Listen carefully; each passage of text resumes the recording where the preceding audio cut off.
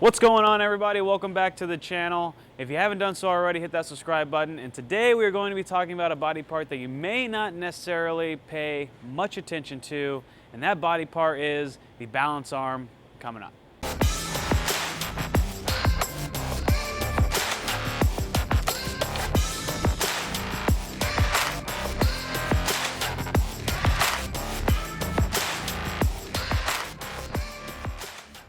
So Kyle, it's really difficult to understand what the heck your balance arm is doing. So what do you got for us? So first off, we need to understand what the balance arm does. And the balance arm allows us to control our shoulder movement throughout the approach. So for instance, if our balance arm goes straight out to the side and stays there the entire time, it's really hard to open our shoulders up. I mean, I can't really do a whole lot of opening up if my arm stays here. And vice versa, if that balance arm is crossing what I would say the center plane and over rotating, that's going to cause a lot of movement going on in our shoulders, which can provide inconsistency trying to repeat shots. Sure.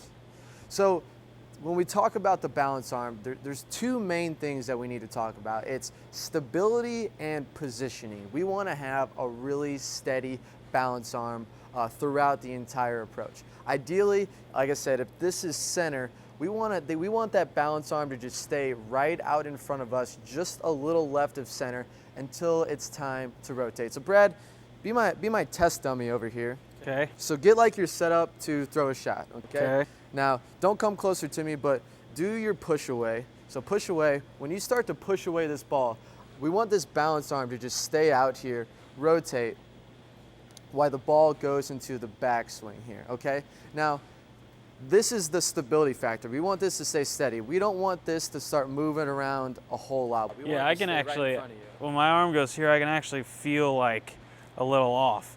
It's like my arms are in a straight line and they're not going like toward the lane. They're going like left and right. Right, and the more moving parts we have in the approach, the harder it's going to be to repeat shots time in and time out.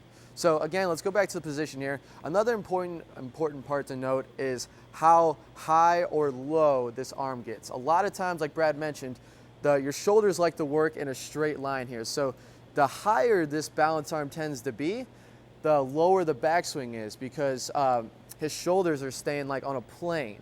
However, if we lower that backswing, a lot of times we can use this to manipulate and get a steeper swing going. So the position of what the balance arm is actually doing can dictate a lot of how low or how high our swing is. So if you're someone out there that's looking to get a higher backswing, try throwing that balance arm in front of you and a little lower, and that's going to increase your shoulder steepness and help raise that backswing.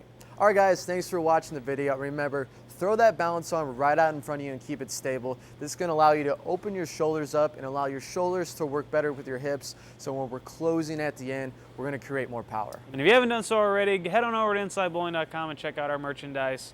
We also have a Patreon. Follow us on Instagram. Hit the subscribe button, hit the like button. That's all of it.